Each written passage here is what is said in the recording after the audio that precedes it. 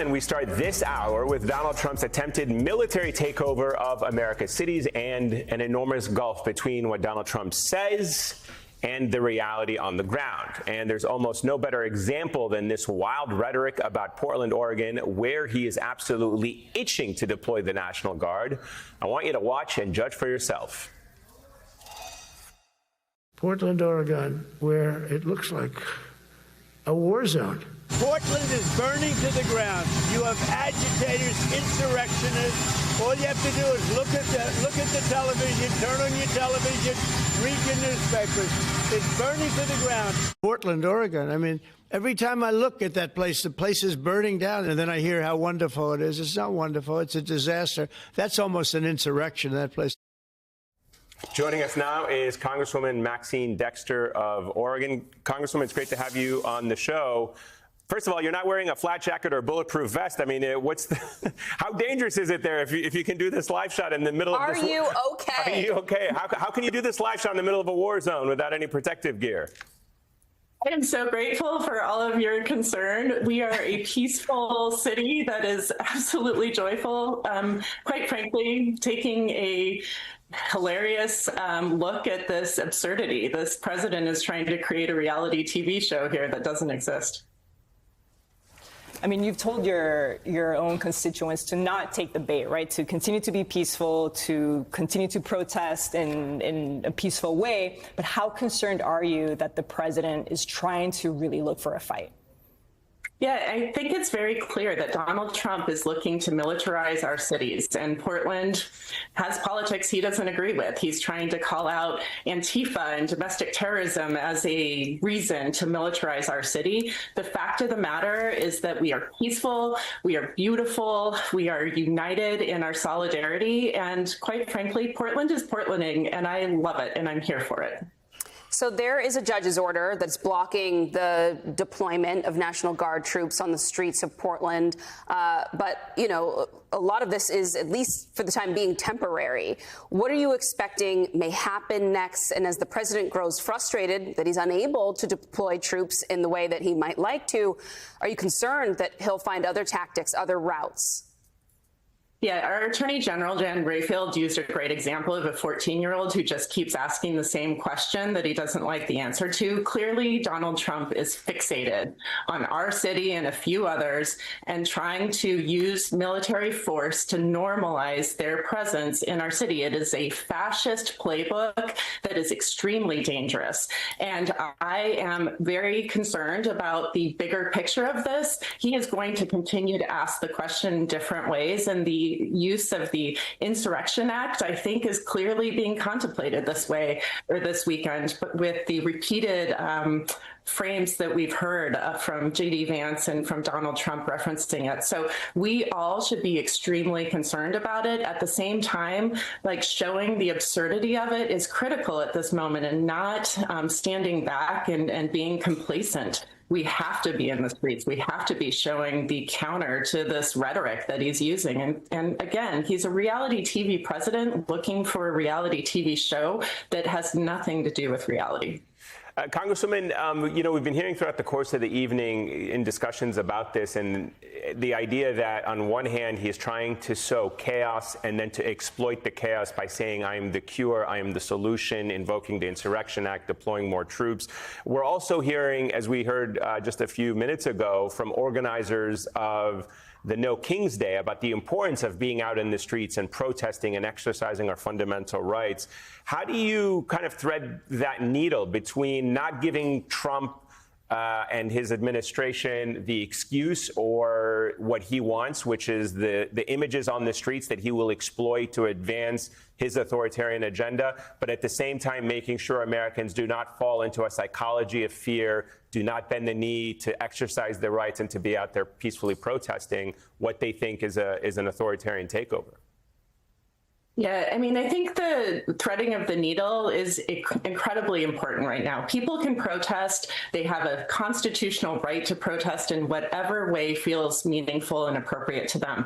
But that doesn't mean that we have to leave strategy behind. And so that is why we are saying don't take the bait. Don't go down to the ICE facility where their federal troops are clearly, or the federal officers are clearly looking for a reason to make chaos. They used flashbangs and chemical munitions on people last night who were clearly peaceful, and they've got videographers and right-wing streamers embedded in there trying to show, again, a reality that doesn't exist. So just don't go there, but show up. Do not bend the knee. We have to be in the streets, and he is using fear and intimidation constantly to try to get us to bend the knee, and we cannot submit to that. But just don't do it in that one block in Portland, and it's literally less than a block in our city.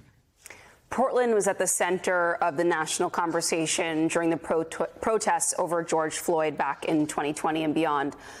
What are some of the lessons that your community learned from that moment that might apply now? Yeah, I think we learned some critical lessons. One, Portland has a long history of protest. It is something that we value. We see ourselves as being ready to stand up for those marginalized. And so we saw that very clearly and emphatically and persistently.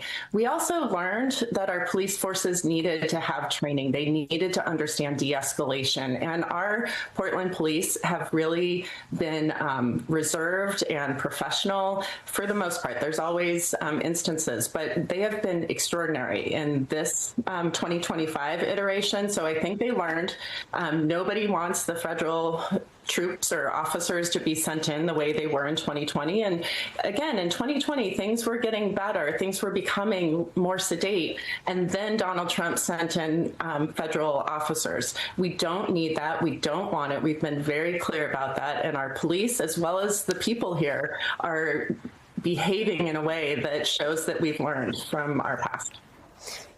You mentioned the relationship with police, and in fact, there's an interesting Wall Street Journal report out on what's really going on in Portland, according to police reports.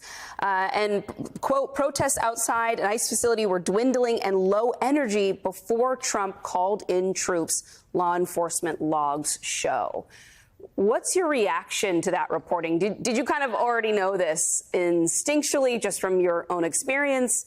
Or are there elements of this? Or I guess to see it confirmed in the reporting in this way, what was that like for you? Yeah, it's validating. I mean, we all know that that's the reality here on the streets and in our city. The Ninth Circuit also looked at those logs from literally the ICE agents in this facility, showing that throughout September, things were pretty calm. And so we know that it was dwindling, it was calming down, and then Donald Trump starts to escalate it, threatening us. And so we rise to the occasion, and we started to become a little concerned. That's why the don't take the bait message came out, like, do not make the same mistake again. And then I'm really proud of Portland and how we pivoted, and, you know, these inflatable costumes and the Antifa movement with all the frogs out there. Like, this is absolutely, once again, showing the absurdity of this threat that he has with, again, something that doesn't exist on the ground. And our courts, the media, and the people all know it. Now it's time for our president to figure it out. And really quickly, Congresswoman, in 2020, we saw the increased presence of the Proud Boys, right? Like, they were very present. They were physically harassing a lot of people, protesters. I'm curious about what they're listening to now. Have you seen them around, particularly given that you have people like Benny Johnson there, Matt Tardillo, some right-wing influencers that are really trying to provoke your constituents? What can you tell us about the presence of these far-right groups in your streets? Yeah, they've got a long history here in Oregon. And in fact, prior to the January 6th insurrection, when we really had an insurrection and Donald Trump didn't use the National Guard, I was in the Oregon State Legislature when they basically did a test run in our capital. And so they were here, and many of those folks were in D.C. on January 6th. They are rising to the occasion, showing up. The counter protesters are trying to incite violence at at the ICE facility. Luckily, again, people are learning from this. They're not taking the bait.